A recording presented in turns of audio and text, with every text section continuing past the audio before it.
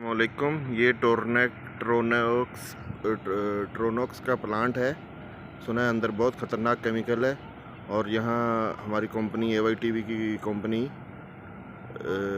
यहाँ पे हम लोगों को लेके आई है। बहुत ख़तरनाक केमिकल है सुना है इस यहाँ पे, और अगर किसी आदमी के ऊपर पड़ जाए तो अगर पानी लग जाए तो आदमी वहाँ से जल जाता है। तो ये हमारी लाइफ है परदेश में, और ये सिलसिला है, ये सऊदी अरब के अंदर है। ठीक है, तो ये प्लांट है, ये देखें, और नज़र भी आ रहा है, ये देखें कितना पुराना प्लांट है और गला हुआ है एकदम। ये वाइट कलर का स्ट्रक्चर है, अंदर वो सब प्लांट गला पड़ा है एकदम। कुछ भी हादसा हो सकता है कभी भी। ये ज़िंदगी है जी हमारी यहाँ पे।